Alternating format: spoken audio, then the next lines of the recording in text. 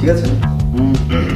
আসলে একটা experience share করা অনেকদিন ধরেই করবো ভাবতেছিলাম, বাট করা হয়নি। সেটা হতেছে যে জাস্ট লাইক যখন ভুটান যাই, তো সেই রিলেটেড আসলে বেসিক্যালি অনেক ব্যাপারই ঘটছে আমার লাইফে। মানে এটাকে কি বলে, মানে লাইফের one of the best experiences, মানে এটাকে কি বলবো লাইফের one of the best experience. Basically কি হয়েছিল, মানে সব কিছু মিলায় আসলে এমন একটা অবস্থা ছিল, মানে সিচুয়েশন ছিল যে আসলে আমি মানে ভাষায় প্রকাশ করতে পারবো না। কারণ ওভারঅল প্রথমে আমরাই দায়িত্ব ছিলাম সমস্ত কিছু অ্যারেঞ্জ করার জন্য, তো করলাম সেগুলা। তো করার একবারে লাস্ট মুহূর্তে যেদিন আমরা ভিসার জন্য দাঁড়াই, তো ভিসার জন্য আমরা সবাই গিয়েছি, সব কিছু ঠিকঠাক করার মানে একবারে লাস্ট মোমেন্টে গিয়ে আমারটা কাট আপ হয়ে গেছে। মানে জাস্ট আমার 5 days to or 7 days এরকম 6 month মানে মাস থাকার কথা ভ্যালিডিটি পাসপোর্টের, বাট সেটা না থাকার কারণে এটা আটকে যায়। পরবর্তীতে যেটা হলো যে পরে আমি রাজীব, রথি, ওরা আমাকে জোর করে ধরে পাসপোর্ট অফিসে পাঠিয়ে দিচ্ছে, রথি আমাকে নিয়ে গেছে। মানে সারা মানে ওইখানকার মানে ওই দিনের সিচুয়েশন মানে আমি আসলে বলে বুঝতে পারবো না। তো গেলাম, আমার পকেটে টাকা নেয় রাজীব, আমাকে টাকা বের করে দিলে যত টাকা লাগে ধর নিয়ে যাও, আগে পাসপোর্ট কর, যেভাবে হোক ঘুষ দিয়ে হোক যেভাবে হোক এনিহাও আমরা চাই তুই যাবি আমাদের সাথে। আমি তারপরেও যাইতাম না, রথি আমাকে জোর করে ধরে নিয়ে গেছে। শেষ পর্যন্ত গেলাম পাসপোর্ট অফিসে, আমার পকেটে মানে আমার টাকা ছিল না, সেখান থেকে উবারের ভাড়া দিয়ে নিয়ে গেছে। মানে ওভারঅল সবার কর্পোরেশন বেসিক্যালি এটা সাকসেস হয়েছে, otherwise it was not possible. তো যখন ওখানে গেলাম, ওখানে যাওয়ার পর প্রত্যেকটা পাসপোর্ট অফিসে প্রত্যেকটা তলা প্রত্যেকটা জায়গা তন্ন তন্ন করে খোঁজা হয়ে গেছে। মানে তারপরেও হচ্ছিল না, কেন জানি ব্যাডে বলে মিলতেছিল না। মানে মানে মনে হচ্ছে যে সামহাও কোনো একটা মানে প্রাকৃতিক শক্তি আসলে চাচ্ছে না যে আমি যাই, বাট আমার ফ্রেন্ডরা সবাই মিলে টেনে ধরে নিয়ে যাচ্ছে যে না চল চল চল চল, ব্যাপারটা আসলে এরকম ছিল। Oh, thanks to all of my friends. আমি আর আসলে কিছু বলার নাই। পরবর্তীতে ওইখানে যাওয়ার পর কি হয়েছে, এখানে দুটো ভিডিও আছে, হয়তো ভিডিওর কথাগুলো শুনলে বোঝা যাবে মানে ওভারঅল সিচুয়েশন কি ছিল। আমি আর কিছু বলে বোঝাতে পারবো না। যে করে হোক সবার ভিসা কাজ পাসপোর্ট কাজ শেষ করতে হবে, আমরা সবাই একসাথে ভুটান যাব।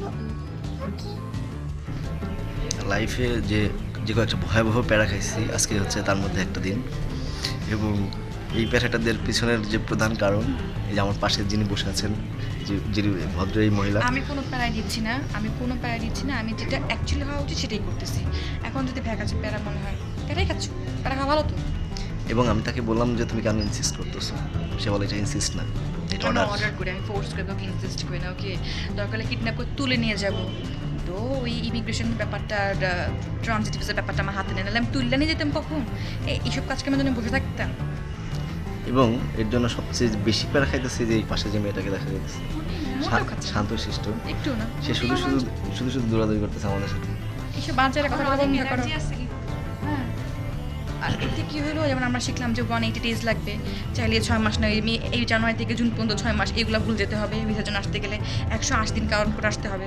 তারপরে হচ্ছে এখানে যদি আমার রিনিউ করতে হয় তাহলে কী করতে হবে, এই 2 তলা 3 তলা 4 তলা 5 তলা 10 তলা, তারপর এই বিল্ডিং একটু কথা শোনার জন্য সেরকম মনোমানসিকতা। হ্যাঁ, এবং যে কোনো মুহূর্তে যে কোনো ফিকটা মারতে পারে, সেটার জন্য মেন্টালি আচ্ছা মাথা ঠান্ডা রাখতে হবে ভাই, রাগ করা যাবে না। ওকে, আমি ঠান্ডা মাথায় একটা কথা জানতে চাচ্ছি, তুমি কি আমার সেই এক কথাটা রাখবা? শুনতে পারি, রাখবো। তোমার না একটা লাইসেন্স করা পিস্তল আছে?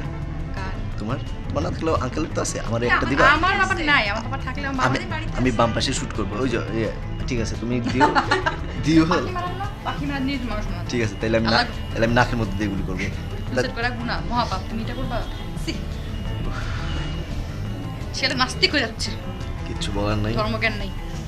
সকাল থেকে নাস্তা করি নাই, এখন 2টা বাজে, লাঞ্চ তো আরো পরে লাঞ্চ করবো। করবো, একবার সব কাজ করে লাঞ্চ করবো, না লাঞ্চটা আঙ্কেল খাওয়ান। নট ব্যাড, রথির জয় হোক, আল্লাহ যেন হয়ে যায়। আমি শুধু এটাই দোয়া করতেছি, হয়ে গেলে আল্লাহ যেন ইনশাল্লাহ হয়ে যায়। ইনশাআল্লাহ হয়ে যাবে। আজকে তো সব না নিবে না, করতে পার টেনশন থাকবে যে রোববার দিন কয়টার সময় পাবে।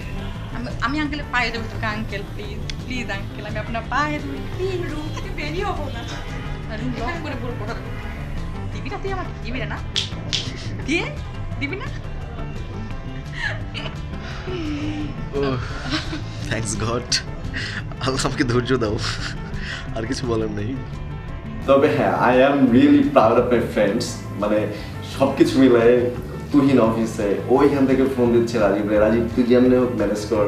পরবর্তীতে ওদের লেট হয়ে গেছে, মানে লাস্ট যেদিন আমরা যাই লাস্ট মোমেন্টে আমার ভিসা মানে আমার পাসপোর্ট হয়েছে একদিনে, ভিসা জটিলতার কারণে যখন হইলই না, লাস্ট মোমেন্টে গিয়ে রুকিয়ারের টিকিট কাটছে আমার জন্য। Just that was surprise. মানে আসলে এই জিনিসগুলা, এই ভালো লাগা, ভালোবাসা, এই ফ্রেন্ডশিপ এর আসলে কোনো হয় না, মানে কি বলে এটারে, মানে আমি আসলে এটার করতে পারবো না, ডিফারেন্সিয়েট করতে পারবো না, বা একজন আরেকজনের সাথে তুলনা করতে পারবো না, বা ওদের এই মানে এই মূল্য কখনো আমি দিতে পারবো না। মানে এই যে ঋণ, আসলে ঋণ বললে ওরা আমাকে মাইর দিবে, কিন্তু ওভারঅল সব কিছু মিলাই জাস্ট লাভ ইউ গাইস। আর কিছু না, মানে আমার লাইফের এরকম একটা এক্সপিরিয়েন্স মানে হওয়ার জন্য তোরা ছাড়া মনে হয় না আর কোনোভাবে বাঁচতে পারছি। Love you guys.